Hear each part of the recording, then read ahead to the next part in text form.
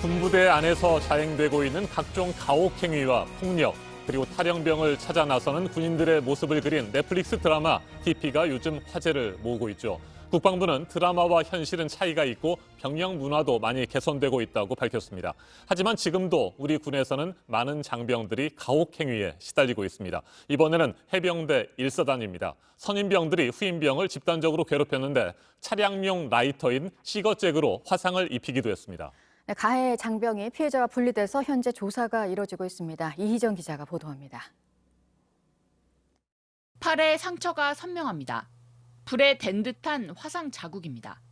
어제 소셜미디어 페이지 육군훈련소 대신 전해드립니다에 올라온 사진인데 해병대에 복무 중인 자신의 동생이 군대에서 가혹행위를 당했다며 가족이 올린 겁니다.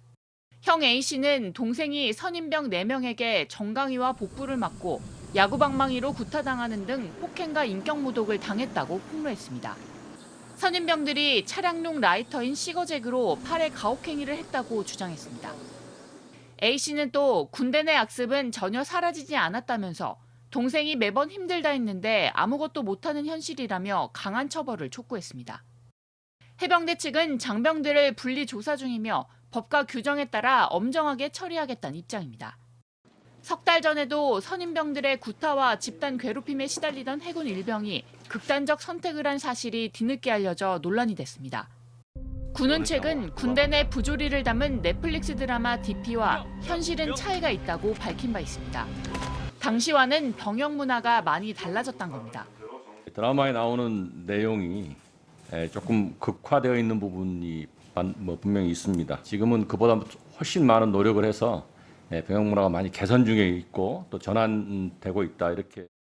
하지만 실제 드라마 같은 가혹행위 사건이 또 폭로되면서 군의 인식과 대응에 대한 비판이 커지고 있습니다. JTBC 이희정입니다. 지난달 30일 미군이 아프가니스탄에서 20년 만에 완전 철수한 이후 처음으로 외국인 113명이 민간 항공기를 타고 아프가니스탄을 탈출했습니다. 미국과 캐나다, 영국 등의 국적자들인데 우리 시간으로 오늘 새벽 카타르에 무사히 도착했습니다. 이슬람 무장 조직 탈레반도 이들 외국인의 출국에 협조한 것으로 전해졌습니다. 한편 로이드 오스틴 미 국방장관은 아프가니스탄에서 테러 단체 알카에다가 재건을 시도할 수 있다고 경고했습니다. 홍희정 특파원이 보도합니다. 카불 공항에서 승객들이 비행기에 올라탑니다. 카타르 도하 하마드 국제공항으로 향하는 카타르 항공 여객기입니다.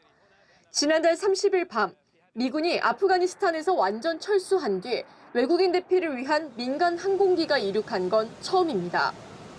탈레반도 협조적인 태도를 취했습니다. Actually, what we are expecting from Taliban to see these positive statements demonstrated in actions. 아프간 탈출에 성공한 미국과 캐나다, 영국, 독일 등의 국적을 가진 113명은 카타르 도하에 무사히 도착했습니다.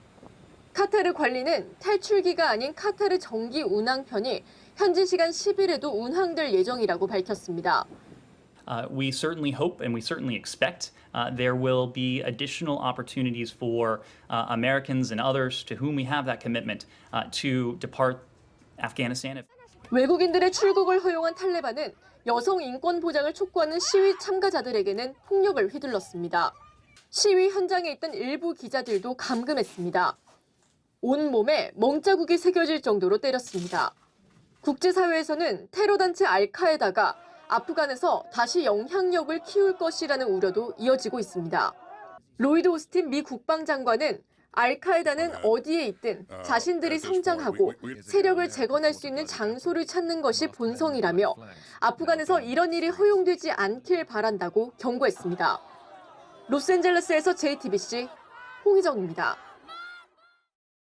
국민의힘 대선 예비 후보인 윤석열 전 검찰총장이 지난해 4월 총장으로 재직하던 당시 검찰이 여권 인사들에 대한 고발을 야당에 사주했다는 의혹과 관련해 파장이 계속해서 커지고 있습니다. JTBC가 공익신고자라는 인물을 인터뷰했는데 자신이 당시 김웅 의원으로부터 자료를 받았고 김웅 의원이 전화로 대검에 고발장을 접수하라고 말했다고 주장했습니다. 그러면서 받은 자료를 당에 전달하지는 않았다고 밝혔습니다. 최수영 기자입니다. JTBC와 연락이 닿은 인물은 자신이 이번에 논란이 된 검찰의 고발 사주 의혹 사건의 공익 신고자라고 밝혔습니다. 사안의 심각성이 크다고 느꼈다며 김웅 의원과 윤석열 전 총장의 기자회견을 받고 고민 끝에 제보자라고 밝히기로 결심했다고 말했습니다. 해당 인물은 자신이 뉴스버스 측에 알리고 대검찰청에 공익신고자 신청을 한 당사자라고 했습니다. 먼저 기사가 나가게 된 경위를 설명했습니다. 김웅 의원에게 자료를 받은 사실을 뉴스버스 측에 알렸을 뿐 정치 공작과는 전혀 무관하다며 현재 여야 어떤 캠프에도 속해 있지 않다고 주장했습니다. 또 김 의원에게 당시 자료를 받은 것은 맞지만 당에 따로 자료를 전달하진 않았다며 대화방 캡처에 나온 손준성이란 인물이 검사인지도 몰랐다고 했습니다. 그러면서 텔레그램 대화방 캡처 사진의 원본을 JTBC에 추가로 제공했습니다. 해당 인물은 또 김웅 의원이 당시 전화로 대검찰청에 고발장을 접수하라고 얘기했는데 당시엔 그 의미를 몰랐다고 주장했습니다. 앞서 대검찰청은 뉴스버스 보도 관련 제보자의 공익신고서 등을 제출받아 법령상 공익신고자로서의 요건을 충족했다고 밝힌 바 있습니다. 다만 아직 권익위원회에서의 공익신고자인지에 대한 유권 해석은 나오지 않았습니다. 이번 의혹에 대해 김웅 의원은 손준성 검사에게 자료를 받았는지 기억나지 않으며 대화방은 삭제돼 확인할 수 없다고 했습니다. 대검에 고발하라고 한 것도 기억나지 않지만 사실이라면 제보자가 근거를 통해 밝히라고 말했습니다. JTBC 최수연입니다. 국민의힘은 자체 진상조사단을 꾸렸습니다. 하지만 이번 의혹에 연루된 대상자들이 대부분 관련 사실을 부인하거나 기억나지 않는다고 답하고 있어서 당 조사에는 분명한 한계가 있어 보입니다. 윤석열 전 검찰총장은 질질 끌면서 냄새 풍기지 말라고 목소리를 높였습니다. 강희영 기자가 보도합니다. 더불어민주당은 김웅 의원과 윤석열 전 총장의 기자회견을 거세게 비판했습니다. 김 의원은 기억나지 않는다는 기존 변명을 반복하는 맹탕 기자회견을 했고 윤 후보는 거친 감정을 남김없이 쏟아내는 난폭한 기자회견을 했습니다. 윤 전 총장도 맞받았습니다. 여권의 정치인들이 또 이걸 가지고 막 떠들고 그리고 뭐 검찰이 또 나서고 이러는 걸 보니까 선거 때마다 등장하는 이 정치 공작하고 프로세스가 똑같습니다. 빨리 진상을 밝혀야 한다고도 했습니다. 질질 끌면서 뭐 냄새나 계속 풍기고 이러지 말고 빨리 확인할 거 확인해가지고 결론을 내라. 국민의힘은 공명선거 추진단을 꾸리고 본격 진상조사에 나섰습니다. 김재원 최고위원이 단장을 맡았습니다. 의혹의 핵심은 고발장이 당에 전달되는 겁니다. 하지만 당은 고발장 등 여러 자료들이 당에 전달됐는지 어떤 경로인지 여전히 파악하지 못하고 있습니다. 법률자문위원단에 전달된 경로 같은 경우에 저희가 전혀 확인하지 못했습니다. 아직까지 저희가 언론에 나온 내용 이외에 특별한 사안을 알고 있지는 못합니다. 국민의힘 관계자는 제보 문서가 와도 당이 공공기관처럼 일일이 기록하지 않아 출처를 알아내기가 쉽지 않을 것이라고 했습니다. 당내 대선 주자들도 진상을 빨리 밝혀야 한다며 압박 수위를 높였습니다.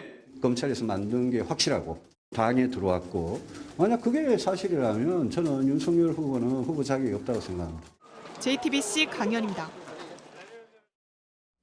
국민의힘은 어제에 이어 오늘도 대선 경선 후보들을 상대로 국민 면접을 진행합니다. 야권 대선 주자들만 놓고 물어본 여론조사에서는 홍준표 의원이 윤석열 전 검찰총장을 오차범위 밖에서 앞서는 결과가 나왔습니다. 이틀 전 의원직 사퇴를 전격 선언하면서 배수의 진을 친 이낙연 더불어민주당 전 대표는 어제 곧바로 의원실 방을 정리했습니다. 최규진 기자가 보도합니다.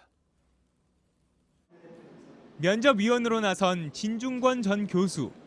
유승민 전 의원에겐 여성가족부 폐지 공약의 근거를 물었습니다. 갑자기 안티페미니즘 드라이브를 딱 걸면서 나가는 것들이 굉장히 좀 문제가 있다. 혹시 여성단체들이나 아니면 2030 여성들한테 견해를 물어보신 적은 있습니까? 저는 양성평등주의자로 평생 일관되게 살아왔습니다. 그리고 여가부 폐지도 여가부가 원래 고유한 역할이 전혀 없고요. 홍준표 의원에겐 여성의 지지를 못 받는 이유를 물었습니다. 24년간 성희롱을 한 번도 안 했다 페이스북에 그렇게 쓰셨어요. 여기자한테 너 진짜 맞는 수가 있다. 거울 보고 분칠이나 하는 후보는 안 된다. 이거는 성희롱 발언 이런 거 아닙니까? 근거 없는 낭설이죠. 막말이라면 내 수용을 하겠는데 그건 성적 희롱은 아니죠. 그 발언 한 일이 없다. 오늘은 윤석열 전 총장과 원희룡 전 제주지사 등이 국민 면접에 참여합니다. 더불어민주당에선 이낙연 전 대표의 의원직 사퇴 승부수에 관심이 쏠렸습니다. 이 전 대표는 사퇴 선언 하루 만인 어제 국회의원실에서 짐을 빼기 시작했습니다. 당 지도부는 일단 사퇴를 만류하겠다고 했습니다. 좀 원팀으로 대선을 치러 나가기 위해서는 모든 사람들이 함께 하는 것이 중요하다고 보고 만류를 하고 계시다. 이런 가운데 어제 공개된 한 여론조사. 야권 주자 중 대통령으로 누가 적합한지 물었는데 홍준표 의원이 32.6%로 오차 범위 밖에서 윤 전 총장을 앞선 걸로 나타났습니다. 다자 대결 구도에선 이재명 경기지사가 윤 전 총장을 앞섰고 양자 대결에선 반대의 결과가 나왔습니다. JTBC 최규진입니다. 네, 국내 코로나 상황은 확진자 수가 오늘 1,900명 안팎으로 발표가 될 것으로 보입니다. 수도권에서의 확산세가 또 거세지고 있어서 추석 연휴를 앞두고 또 우려가 커지고 있는데요. 이 코로나에 대응하는 것으로 백신이 있고 또 하나가 치료제가 있죠. 특히 먹는 형태의 치료제는 효과 면에서 기대가 큰데 개발 단계인 이 치료제를 두고 정부가 제약사들과 협상을 벌이고 있는 중입니다. 박민규 기자입니다. 먹는 치료제에 대한 3상 시험에 들어간 건 미국의 머크와 화이자, 그리고 스위스 로슈사입니다. 가장 앞서 있는 머크사는 이르면 다음 달 미국 식품의약국 FDA에 긴급 사용 승인을 신청할 계획입니다. 그러면 연말쯤 쓸 수 있습니다. 미국은 이미 170만 명분을 사기로 했는데 여기에 드는 돈이 1조 4천억 원이나 됩니다. 우리도 360억 원 준비했지만 살 수 있는 건 4만 명분이 채 안 됩니다. 정부는 해외 제약사 여럿과 협상을 하고 있다며 구입 예산도 늘릴 거라고 했습니다. 백신 도입 초기처럼 물량 확보가 늦지 않으려면 일찌감치 선구매에 나서야 한다는 의견이 있습니다. 선구매 협약 조항을 넣고 그거에 대한 면책 조항 이런 거를 명문화하기 전에는 쉽지 않을 거예요. 정부도 효과만 입증된다면 발빠르게 움직이겠다고 했습니다. 네, 원론적인 측면에서는 이 경구용 치료제가 현재 어떤 유행 확산 저지와 이제 환자 치료에 도움이 된다고 하면 긴급 승인 여부는 언제든지 검토를 할 수는 있다고 생각합니다. 먹는 치료제가 보급되면 치료를 빨리 시작할 수 있어서 신속 항원 검사 키트 등의 효과도 함께 높아질 수 있습니다. 무증상 환자를 비롯한 조용한 전파를 확실하게 잡을 수 있다는 장점도 있습니다. JTBC 박민규입니다. 후쿠시마 원전 오염수를 오는 2023년 봄부터 바다로 흘려보내겠다는 게 일본 계획이고요. 관련 상황들을 점검하기 위해서 이번에 국제원자력기구에서 일본을 찾았는데요. 안전성 평가를 할 나라들에 우리나라와 중국 등이 포함될 것이라는 점을 밝혔습니다. 조사단은 오는 12월에 후쿠시마 원전을 직접 방문하게 됩니다. 박지훈 기자입니다. 후쿠시마 제1원전을 시찰한 리디 에브라르 국제원자력기구 IAEA 사무차장, 어제 도쿄 포린프레스 센터에서 기자회견을 했습니다. 방류 안정성을 평가하는데 한국과 중국 등 주변 국가의 도움을 받을 의향이 있냐는 질문을 받고는 국제 전문가 그룹은 다양한 배경을 가진 사람들의 도움이 필요하다고 답했습니다. The group of international experts will include, and in particular, China and South Korea. 교도통신에 따르면 IAEA와 한국이 포함된 11개국 전문가들이 참여하는 조사단이 오는 12월 후쿠시마 제1원전에 파견돼 방류 안전성을 평가합니다. 오염수의 상태와 처리 절차, 안전성 등을 IAEA 안전 기준을 근거로 확인할 예정입니다. 에브라르 사무차장은 방류가 위험하다고 판단될 경우 중단할지에 대해서는 이번 방문의 목적은 안전성 관점에서 검토하는 것이라며 직답을 피했습니다. 그러면서 방류 프로젝트는 수년에 걸쳐 진행되는 만큼 방출 전과 방출 중, 방출 후 등 단계별로 국제 안전 기준에 맞춰 투명하게 점검하겠다고 강조했습니다. 일본 정부는 후쿠시마 제1원전 오염수를 다핵종 제거 설비라는 장치를 통해 처리하고 삼중수소 농도를 기준치 이하로 낮춘 뒤에 2023년 봄부터 방류할 계획입니다. 하지만 한국과 중국 등 주변 국가들은 물론이고 국제사회와 환경단체들은 심각한 해양 오염과 인체 피해를 우려하고 있습니다. JTBC 박지윤입니다. 이번에는 오늘 아침 체크해봐야 할 뉴스들을 분야별로 살펴보겠습니다. 먼저 정치 분야입니다. 더불어민주당 대선 후보 선출을 위한 1차 국민선거인단 온라인 투표가 투표율 70.36%로 마감됐습니다. 선거인단 64만 명 가운데 45만여 명이 참여했습니다. 오늘부터 사흘 동안 진행되는 ARS 투표를 더해 오는 12일 결과가 발표됩니다. 송두환 신임 국가인권위원장이 어제 정의당 여영국 대표를 만나 차별금지법 제정은 꼭 이뤄내야 할 과제라고 밝혔습니다. 차별금지법에 대해 염려하거나 공포를 느끼는 분위기가 있지만 잘 설명하고 이해를 구하기 위해 노력해야 한다고 말했습니다. 서울 강남역 일대에서 1년 넘게 매주 불법 집회를 해온 민경욱 전 미래통합당 의원 등 4.15 부정선거 국민투쟁본부 관계자 3명에 대해 경찰이 수사에 착수했습니다. 국토부는 1인 시위 형태로 진행돼 불법이 아니라는 입장이지만 경찰은 같은 공간에 같은 목적을 가진 사람이 다수 모여서 방역수칙을 어겼다고 판단했습니다. 가상화폐와 관련해서 개정되는 법에 따라 거래소들이 사업자 신고를 해야 하는 기간이 10여일 정도 남았는데요. 업비트가 가장 먼저 신고를 마쳤고 빗썸도 두 번째로 또 사업자 신고를 했습니다. 코인원과 코빗도 조만간 사업자 신고에 나설 것으로 예상되는데요. 금융당국의 신고 요건 심사를 통해서 영업 가능 여부가 최종적으로 통지가 됩니다. 투자자들을 상대로 다단계 금융사기를 벌인 혐의로 한 화장품 업체의 대표 등이 경찰의 수사를 받고 있습니다. 경영 악화를 이유로 자금 지급이 중단되자 투자자들이 고소를 했는데 피해액이 1조 원대에 이르고 피해자는 5천 명으로 추정되고 있습니다. 전북 익산에서 CJ 대한통운 택배 노동자들이 수수료 인상을 요구하면서 파업을 이어가고 있는데요. 전주에서도 역시 CJ 대한통운 택배 노동자 10명이 대리점에서 계약 해지를 통보받으면서 반발하고 있습니다. 노조 측과 또 대리점 측 각각의 주장이 엇갈리고 있어서 갈등이 깊어지고 있는 상황입니다. 계속해서 사회 분야 뉴스입니다. 어제 오후 4시쯤 경남 창원시의 한 공사 현장에서 작업을 하던 50대 노동자가 흙더미에 파묻혀 숨졌습니다. 새로운 설비를 설치하려고 3.5m 깊이 구덩이에 들어갔다가 갑자기 흙벽이 무너지면서 변을 당했습니다. 경찰이 정확한 사고 경위를 조사하고 있습니다. 어제 오후 경북 포항 앞바다에서는 11톤급 어선이 뒤집혔습니다. 선원 5명이 타고 있었는데 인근에 있던 어선에 의해 모두 무사히 구조됐습니다. 배는 구룡포항으로 예임됐습니다. 요양급여 부정수급 혐의로 1심에서 징역 3년을 선고받고 구속됐던 윤석열 전 검찰총장의 장모 최 모 씨가 어제 구속 2달 만에 보석으로 풀려났습니다. 재판부가 고령으로 인한 건강상의 문제 등을 이유로 보석을 허가했습니다. 최 씨는 앞으로 불구속 상태에서 항소심 재판을 받게 됩니다.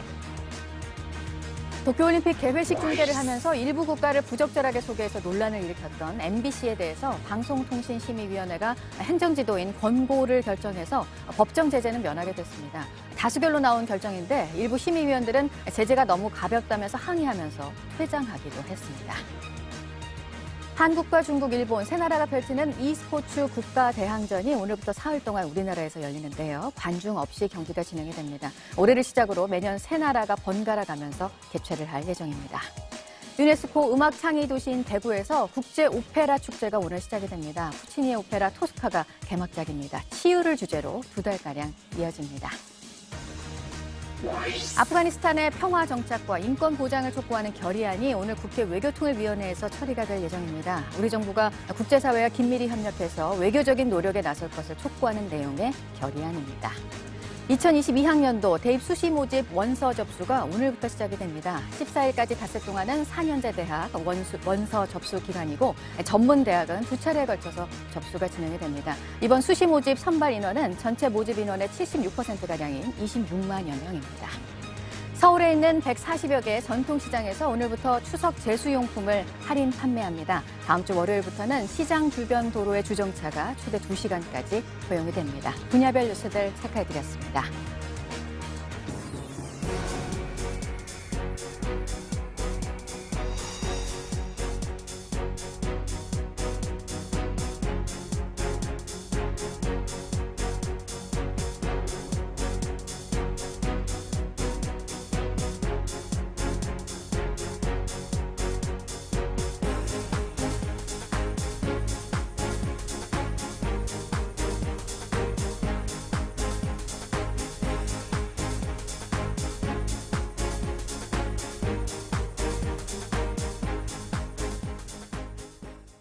네, 금요일 아침입니다. 7시 42분 지나고 있습니다.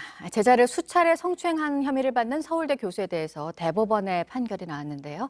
보도국 연결해서 알아보겠습니다. 이재승 기자, 피해자의 고통이 상당한데 전혀 반성을 하지 않고 있다고 재판부가 설명을 했네요. 네, 그렇습니다. 서울대 공대 교수 64살 이모 씨는 대학원생 제자의 신체를 부적절하게 접촉한 혐의로 재판에 넘겨졌는데요. 대법원은 성폭력 범죄 처벌 등에 관한 특례법 위반 혐의로 징역 1년 6개월에 집행유예 3년을 선고한 원심을 확정했습니다. 재판부는 피해자가 피고인의 처벌을 원하고 있는 점과 또 이 씨가 반성하는 태도를 보이지 않는 점 등을 양형 이유로 설명했습니다. 이 씨는 2016년 말부터 이듬해 1월까지 자신의 연구실에서 대학원생 제자의 볼과 이마 등에 입을 맞추는 등 추행한 혐의를 받고 있습니다. 이 같은 사실은 서울대 인권센터에 신고됐고 2018년 서울대 미투 사건 중 하나로 지목됐습니다. 네, 어김없이 또 시간은 흘러서 가을이 왔구나를 요즘 곳곳에서 느끼게 됩니다. 이 단풍을 아무런 제약 없이 즐기기는 힘든 가을을 또 맞기도 했는데 단풍 전망이 나왔죠? 네, 올해 단풍은 최근 30년 평균보다 하루에서 사흘 정도 늦게 시작할 것으로 보입니다. 산 정상부터 약 20%가 물드는 첫 단풍은 강원도 설악산에선 오는 28일 가장 먼저 시작됩니다. 지리산은 10월 12일, 북한산 10월 17일, 한라산은 10월 14일부터 단풍을 볼 수 있습니다. 첫 단풍으로부터 약 2주 정도 뒤, 그러니까 10월 중하순에는 단풍 절정기가 나타나는데요. 산의 80%가 물들면서 산의 모습이 알록달록하게 완전히 바뀌겠습니다. 끝으로 교차 접종이 안 되는 모더나 백신을 맞은 사람에게 다른 백신이 잘못 접종됐다는 소식입니다. 전남 진도의 한 의료기관에서 지난 6일 모더나 백신을 맞은 12명에게 2차로 아스트라제네카 백신을 잘못 접종했습니다. 현재까지 이상 반응을 호소하는 주민은 없는 것으로 알려졌지만 방역당국은 통상 일주일이던 관찰 기간을 2주로 늘리고 상황을 주시하고 있습니다. 방역당국은 4종류의 백신 접종이 이루어짐에 따라 지난 7월부터 화이자 보라색, 모더나 빨간색, 아스트라제네카 흰색, 얀센 파란색 등 고유 색깔 표식으로 백신 종류를 구분하고 있습니다. 지금까지 아침엔 지금 JTBC 이재승입니다. 월성 원전 1호기에서 방사성 물질이 수년 동안 새어나왔는데 문제를 말한 목소리가 있었지만 조치가 없었다는 소식 잇따라 전해드렸었습니다.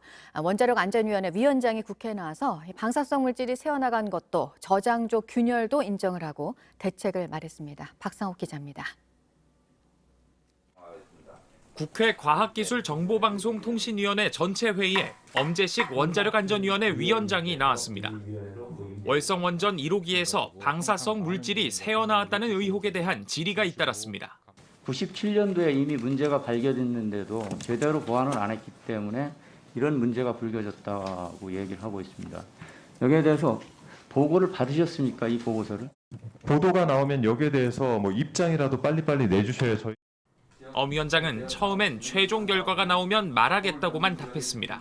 지금 조사단하고 그 협의회가 지금 활동 중인 것으로 알고 있고요. 그것에 대한 결과가 나오면 좀 제가 책임 있게 말씀드릴 수 있을 것 같습니다. 하지만 의원들의 질의가 이어지자 구체적인 답변을 내놨습니다. JTBC가 지적한 대로 사용 후 해결료 저장조 문제를 인정했습니다. 그때 알고 있었죠? 에폭시 땜질로 보수공사 한 거 맞죠? 예, 그거는 에폭시 문제 때문에 7번의 보수가 있었던 건 알고 있습니다. 그렇죠. 네. 예. 에폭시는 그 개선될 필요가 있겠다라는 그런 그 판단은 저는 하고 있습니다. 스테인리스로 바꿀 것이냐는 질의에도 구체적인 대책을 내놨습니다. 조사단 조사 결과가 나오면은 거기에 따라서 아마 그 에폭시를 스테인리스로 전환하는 그런 부분들까지 포함을 해서 여러 가지 그 대책들이 수립이 되고 추진이 될 겁니다. 그리고 사과했습니다.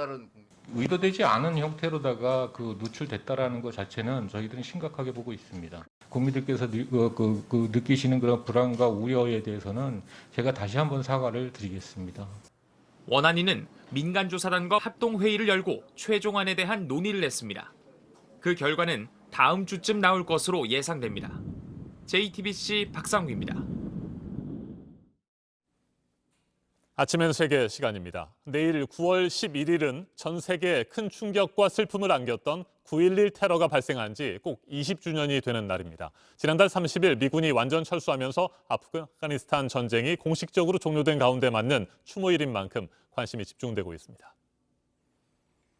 2001년 9월 11일 오전 8시 46분 비행기 한 대가 미국 뉴욕의 세계무역센터 북쪽 타워로 돌진하더니 93층과 99층 사이에 그대로 충돌합니다. 그리고 곧이어 9시 3분 또 다른 비행기 한 대가 세계무역센터 남쪽 타워 77층과 85층 사이를 들이받았습니다. 2,977명의 사망자가 발생한 9.11 테러의 시작이었습니다. 이슬람 극단주의 테러 단체 알카에다 행동대원들은 2대의 항공기를 추가로 납치했습니다. 연방의회 의사당 건물을 노렸던 항공기는 도중에 추락했고 다른 비행기 한 대는 국방부 건물에 충돌했습니다. 역사상 유례를 찾아볼 수 없는 최악의 테러에 미국은 물론 전 세계가 분노했습니다. 조지 W. 부시 당시 미국 대통령은 테러와의 전쟁을 선포했습니다. 직접 들어보시겠습니다. From this day forward, any nation that continues to harbor or support terrorism will be regarded by the United States as a hostile regime. 미국은 9.11 테러 한 달 만인 2001년 10월 7일 알카에다의 수장 오사마 빈 라덴이 은신하고 있던 아프가니스탄을 침공했습니다. 개전 한 달 만에 탈레반 정권은 붕괴됐습니다. 그리고 10년 후인 2011년 빈 라덴이 미군에 의해 사살됐습니다. 이후에도 미군은 국가 재건을 이유로 아프가니스탄에 주둔했습니다. 그로부터 10년이 더 흐른 지난 8월 30일에는 아프가니스탄에서 미군이 완전 철수하면서 20년 동안의 긴 전쟁은 결국 끝났습니다. 하지만 미군이 떠나자마자 아프가니스탄은 탈레반의 손에 다시 넘어갔습니다. 9.11 테러가 남긴 비극은 지금도 계속되고 있습니다. 테러 주모자로 알려진 알카에다 작전사령관 칼리드 셰이크 모하메드 등 용의자 5명이 지난 2002년에 체포됐지만 신문 과정에서 고문을 받았다는 주장이 나오면서 아직도 본격적인 재판은 열리지 않고 있습니다. 지난 7일에서야 공판 전 심리 절차가 다시 재개됐습니다. 1000여 명의 희생자 신원도 아직까지 확인되지 않은 상황입니다. 미국 정부는 지금도 희생자 신원 확인 작업을 진행하고 있습니다. 지난 7일 뉴욕시 검시관실에서는 1646번째와 1647번째 유해 신원을 확인했다고 밝혔습니다. 9.11 테러에서 살아남은 사람들 역시 당시의 악몽에서 벗어나지 못하고 있습니다. 한 생존자의 테러 당시 인터뷰와 최근 인터뷰도 이어서 들어보시겠습니다. Hey, what's your name? Tom Canavan. Tom, what happened, man? Big boom. Come down the steps. I think it happened this morning. It's an everyday thing. There isn't a day that goes by that I don't think of something that day. Whether it's a person, whether it's a noise, whether it's a plane flying low. 20년이나 지났고 아프가니스탄 전쟁도 공식 종료됐습니다. 하지만 9.11 테러의 상처는 여전히 아물지 않고 있습니다. 미국 전문가와 좀 더 자세하게 짚어보겠습니다. 신범철 경제사회연구원 외교안보센터장 전화로 연결돼 있습니다. 센터장님 안녕하십니까? 예, 안녕하세요. 네, 내일이 9.11 테러 20주년입니다. 바이든 대통령이 어떤 메시지를 내놓을지 주목이 되고 있는데요. 이번엔 아프가니스탄 철군이라는 변수가 생기지 않았습니까? 과거의 추모식과는 좀 다를 것 같은데 어떻게 예상하세요? 예, 아무래도 바이든 대통령 입장에서는 이제 20년도 지났고 아프간에서도 완전 철수를 했기 때문에 이러한 테러와의 전쟁을 잊혀진 전쟁으로 이렇게 메시지를 내고 싶을 거예요. 그런데 아프간 상황이 여전히 혼란스럽고 그렇게 되기 때문에 바이든 대통령의 이러한 메시지가 미국 국민들이나 아니면 전 세계 시민들에게 긍정적으로 와닿기가 어려운 상황이 아닌가 싶습니다. 네, 미국의 국토안보부는 9.11 테러 20주년이 테러 조직들에게 공격 동기를 부여할 수 있다 이렇게 우려하고 있습니다. 실제로 최근 아프가니스탄에서 테러가 발생하는 등 여전히 불안정한 상황이고요. 추가 테러 가능성 등 정세 불안 요소는 어떻게 보세요? 예, 말씀드린 것처럼 지금 바이든 행정부의 메시지가 긍정적으로 와닿지 않을 가능성이 높다고 한 게 바로 그런 데 기인한 거거든요. 지금 아프간 상황이 불안정하다 보니까 현지에서 테러가 발생할 가능성이 여전히 있는 거고, 또 중동이라든가 유럽 지역에서의 테러 발생 가능성도 완전히 배제할 수는 없거든요. 미국 본토는 뭐 상대적으로 안정적이라고 할 수 있겠지만, 만약에 다시 이런 테러가 발생한다고 하면 미국의 대테러 전략에 문제가 있었다 하는 여론이 조성될 수 있기 때문에 미측으로서도 상당히 곤혹스럽지 않을까 싶습니다. 네. 미군 철수 과정에서 엄청난 혼란이 야기됐고요. 전략적 실패라는 비판도 쏟아졌습니다. 9.11 테러 20주년을 맞아서 아프가니스탄 전쟁을 종식시키기는 했지만 바이든 대통령에게 여전히 많은 숙제가 남아있지 않겠습니까? 예, 그렇습니다. 일단 아프가니스탄에서는 발을 뺐지만 현지 상황이 계속해서 안 좋게 흘러가다 보면 그것이 계속 바이든 행정부에게 부담이 될 수 있고요. 또 전반적인 중동 정세를 얼마나 안정적으로 가져갈 수 있겠느냐 하는 과제가 또 새롭게 부과되는 것이고, 더 큰 차원에서는 사실 미국 입장에서는 이제 중동 지역에서 중국 문제로 좀 집중을 하고 싶다 하는 전략적 목표를 가지고 있는데, 네. 지금 중국하고의 경쟁 문제에 있어서도 별다른 진전은 보이지 않고 있습니다. 그런 점을 볼 때 바이든 행정부가 직면한 외교적 과제가 상당히 엄중하다 이렇게 평가할 수 있을 것 같습니다. 네, 바이든 대통령에 대한 미국 현지 여론은 현재 어떻다고 보세요? 생각보다 좋지 않습니다. 사실 많은 미국인들이 아프가니스탄에서 철수를 요청했을 거예요. 그렇지만 이 상황이 너무도 급격하게 아프간 정부가 무너지다 보니까 전반적으로 지지가 높지 않은 측면이 있고, 또 9.11 테러와 관련해서 바이든 대통령 입장에서는 오늘 그 테러가 발생한 세 군데를 모두 방문한다는 보도도 나오고 있지만, 네. 아직도 유족들의 마음을 완전히 얻지 못한 것 같아요. 유족들이 일부가 불참한다는 이야기도 나오고 있고, 그러다 보니까 이게 바이든 대통령 입장에서는 20주년을 계기로 해서 이제 9.11은 완전히 과거의 일이다 이렇게 하고 싶은 마음이 있었겠지만 마음대로 되지는 않는 것 같습니다. 알겠습니다. 말씀 잘 들었습니다. 신범철 경제사회연구원 외교안보센터장이었습니다. 지난해 코로나19 사태 때문에 축소됐던 9.11 추모 행사가 올해는 정상적으로 열릴 계획입니다. 조 바이든 미국 대통령은 현지 시간 11일 9.11 테러 피해 지역인 뉴욕의 옛 세계무역센터 자리 그라운드 제로와 워싱턴 DC 국방부 청사 그리고 펜실베이니아주 생크스빌을 모두 방문할 계획입니다. 버락 오바마 전 대통령과 조지 W. 부시 전 대통령도 9.11 테러 20주년 추모 행사에 참석할 예정인 것으로 알려졌습니다. 지금까지 아침 연sek이었습니다.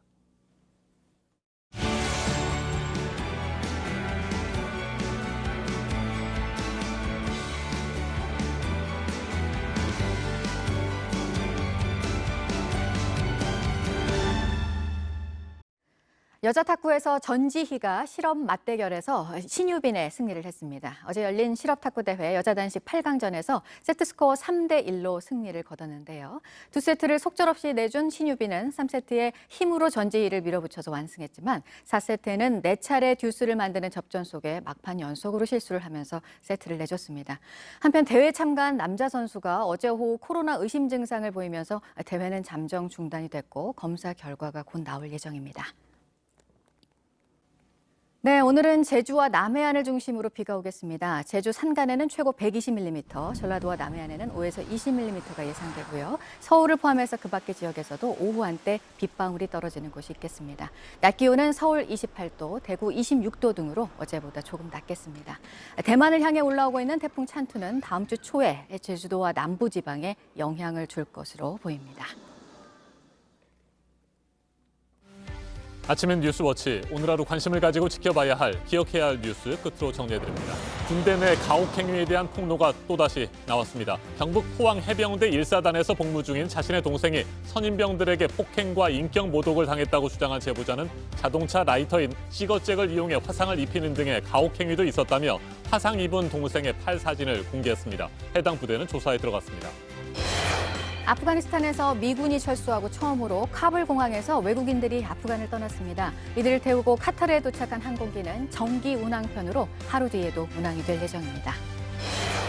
검찰의 고발 사주 의혹을 언론에 알린 공익신고자가 JTBC에 김웅 국민의힘 의원이 전화로 대검찰청에 고발장을 접수하라고 했다고 주장했습니다. 관련 문건이 최초로 전달된 경로 등에 대해서 국민의힘은 자체 조사에 나섰고 의혹을 수사로 규명해야 한다는 목소리도 높지만 검찰과 공수처 모두 수사할 단계는 아니라는 입장입니다. 추석 연휴가 이제 일주일여 앞으로 다가온 가운데 수도권을 중심으로 확산세가 다시 거세지면서 우려가 커지고 있습니다. 어제 하루 확진자 수는 1,900명 안팎이 예상됩니다.